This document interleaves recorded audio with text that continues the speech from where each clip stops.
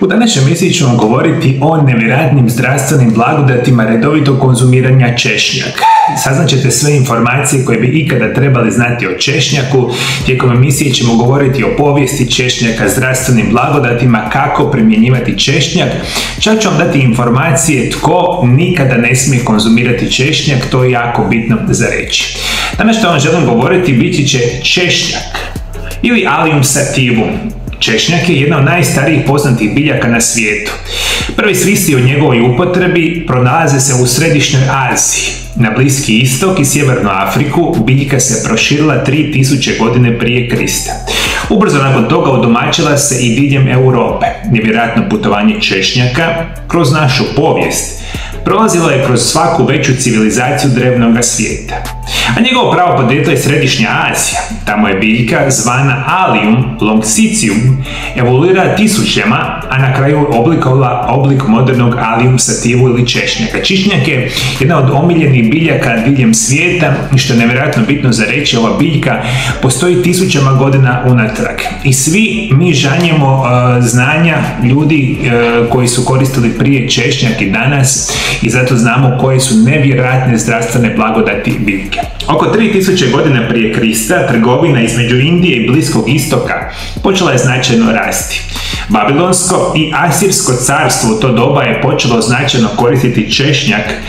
Najviše pisanih tragova istih davnih vremena dolazi iz Egipta, gdje su češnjak redovito koristili plemići, obični ljudi, robovi kao začin za hranu, ljekovit sastojak, vjerski simbol. Vjerovali su da može produžiti život, antiseptik za liječenje rana i sprečavanje gangrena, pa čak kao izravan izvor snage. Češnjak je čak pronađen u grobnici faraona Tutankamona. Dolazak češnjaka u Staru Grčku i Rim dao je još jedan veliki poticaj njegove popularnosti. Do tada se češnjak koristio gotovo za sve, od hrane do praznovjerskih rituala. Tvrdili su da češnjak može odbiti škorpione, liječiti ugrize pasa, izliječiti astmu, zaštititi od kuge. A ako je obješen iznad ulaznih vrata kuće, mogao bi zaustaviti širenje velikih boginja. Mislim, po povijesti bi ja mogao pričati još puno jer je to nekakva moja struka.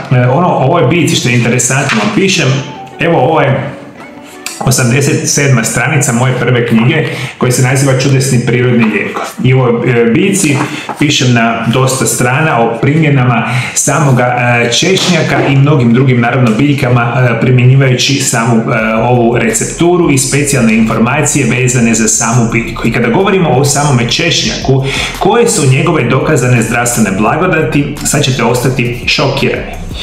Dobro je poznata da češnjak pojačava funkciju imunološkog sustava, smanjuje rizik od prehlade, viroze i gripe čak do 63%. Kardiovaskularni sustav i bolesti poput srčanog i moždanog udara najopasnije su bolesti modernog čovjeka. Visoki krvni tlak i hipertenzija jedan je od najčešćih pokretača ovih bolesti. Redovitim korištenjem češnjaka srce i krvne žile bit će puno zdravije i u manjem riziku nastanka bolesti. Češnjak smanjuje loši LDL kolesterol u krvnim žilama i time sprečava nastanak krvnih ugrušaka.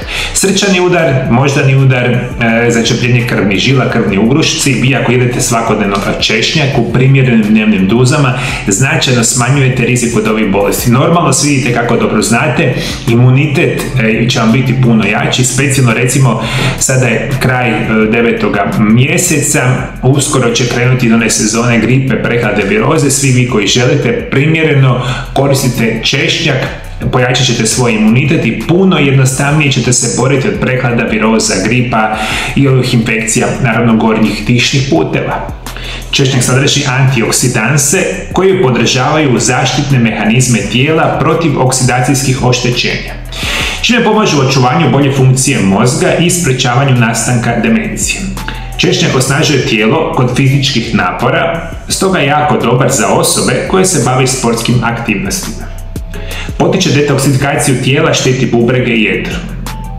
Čuva zdravlje kostiju i zglobova, izvanredan je prirodni lijek kod infekcija gornjih dišnih puteva poput prehlade, viroze, gripe te prirodno uklanja kašalj. Uklanja parazite iz probavnog sustava, glavni sastojak biljke, a licin potiče protok krvi te na ovaj način poboljšava samo seksualno zdravlje. Mi danas znamo i postoje studije, dakle postoje deseci tisuća studija koje pokazuju da češnjak ima nevjerojatne zdravstvene blagodati. Ovo je jedna cijela lista potencijalnih blagodati koje vi možete doživjeti ako redovito koristite češnjak. Ako koristite češnjak, visoke doze češnjaka mogu spriječiti oštećenja organa uzrokovana teškim metalima. Sumporni spojevi u ovoj biljci mogu smanjiti razinu olova u krvi. Oni također mogu spriječiti znakove toksičnosti, kao što su glavobolja i krvni tlak. A također mogu pomoći u boljoj apsorpciji željeza i cinka u krvi. Može djelovati kao učinkovit biljni lijek za inficiranu ranu. Češnjak je jako bitan kod žena u menopauzi jer održava zdravu količinu estrogena te sprečava nastanak osteoporoze, što je jako bitno za žene preko 50 godina. Češnjak bi mogao pomoći u rješavanju većine crijevnih problema, poput dizenterije, proljeva i kolitisa. Njegova uloga u uništavanju parazita je legendarna. Potiče rast dobrih bakterija i uništava štetne u našem organizmu. Jedna od najgorih bolesti modernog čovjeka koji je nevjerojatno porastu je dijabetes. Veliki broj vas toga nije svjestan, ja se trudim stvarno na mome kanalu vama dati upravo informacije o najgorim bolestima modernog čovjeka i prirodnim liječenju. Meni danas još uvijek, malo mi je to stvarno nejasno.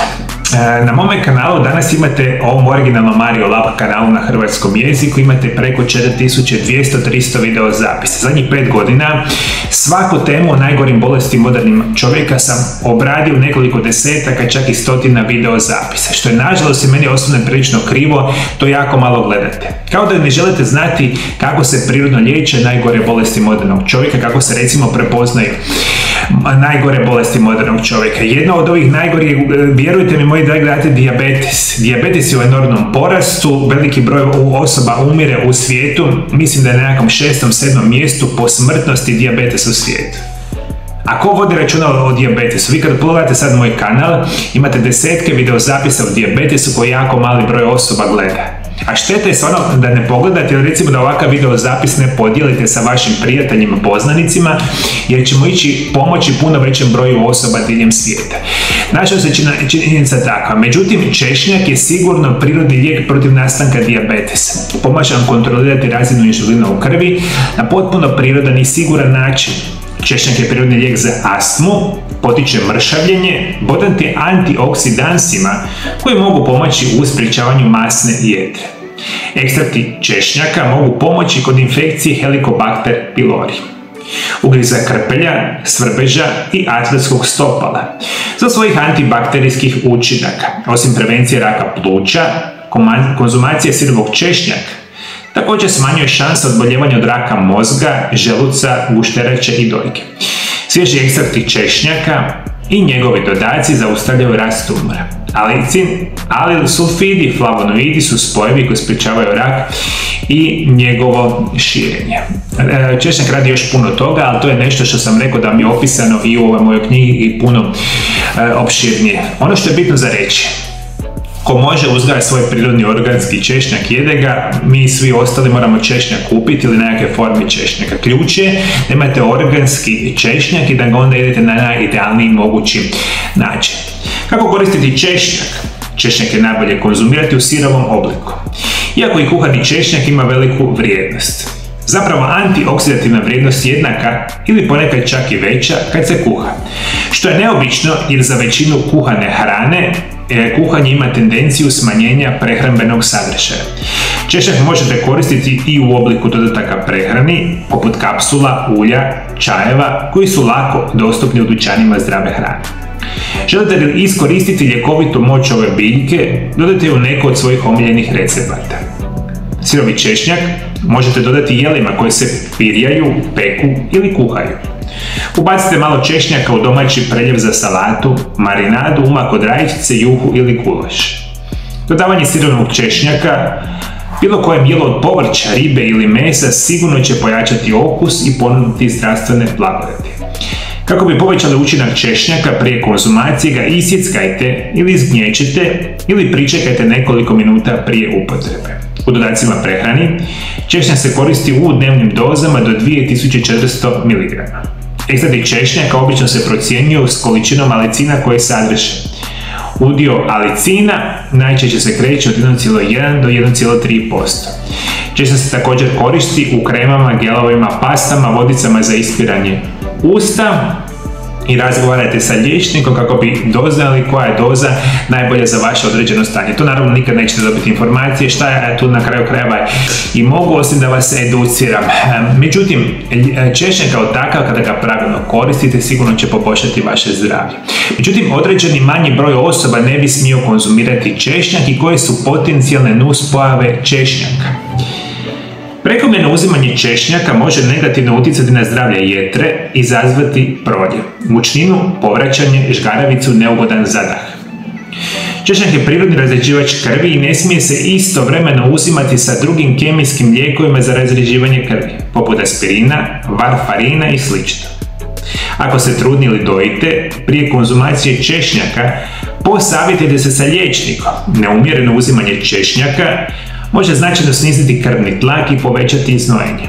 Potražite hitnu medicinsku pomoć, a ako dobijete alergijsku reakciju na češnjak, simptomi alergijskih reakcija su otežano disanje, oticanje lica, usana, jezika, grla. Pitajte liječnika, ljekarnika ili drugog pružatelja zdravstvenih usluga ili sigurno koristite ovaj proizvod ukoliko imate čir na želucu, probleme s probavom ili poremećaje krvarenja ili izglušavanja krvi kao što je hemofilija. Nemojte davati biljni dodatak prehrani djeci bez liječničkog nadzora. Češnjak koji se uzima na usta u velikim dozama može biti štetan za djecu. Ako odlučite koristiti češnjak, upotrebite ga prema uputama na pakiranju ili prema uputama liječnika, ljekarnika ili drugog pružatelja zdravstvenih usluga. Nemojte koristiti različite oblike češnjaka u isto vrijeme bez savjeta stručnjaka. Nažalost, moji dragi gledatelji, ovo je najveći problem modernog društva i ovo je najveći problem zašto danas više nego ikada u povijesti imamo bolesnih osoba. Otkad postoje mjerenja koliko smo bolesni, mi danas u 2024. godini smo najbolesniji ikada u povijesti. Nikad više nismo loše živjeli, nikad više nismo uzimali lošu hranu, nikad više nismo pili lijekova i nikad više nismo bolesni. Eto, dragi moji gledatelji, a znate što je još najgore od svega toga? Mi danas živimo u vremenima, otkad znamo od povijesti čovječanstva, mi realno nikad bolje ne živimo. I uopće ne učimo povijest. Ja osobno to izučavam dugi niz godina. Ljudi su čak prije 50, 100, a da ne kažem 500 tisućama godina unatrag živjeli, mislim, nevjerojatno lošije nego mi danas. I sad ova nekakva, ne znam kako bi to ni objasnio.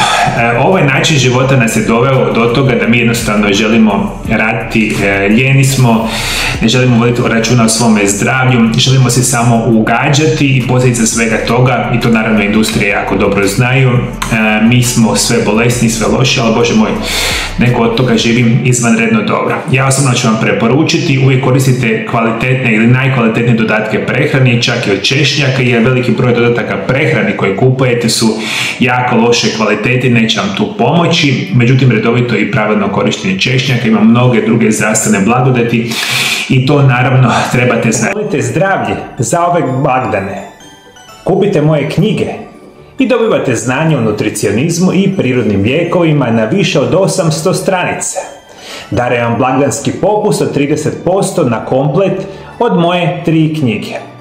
Ovo je posebna cijena koja čini savršeni poklon. Moja prva knjiga, Isprekidani post, tajna zdravlja i dugovječnosti, prevedena je na hrvatski, njemački, engleski i poljski jezik. Moja druga knjiga, Čudesni prirodni lijekovi, prvi dio, je prevedena na engleski i na hrvatski. I moja nova knjiga, Čudesni prirodni lijekovi, prvi dio, je prevedena na hrvatski jezik. Sve informacije o popustima i kupnji putem moga internetskog dućana imate dolje ispod video zapisa.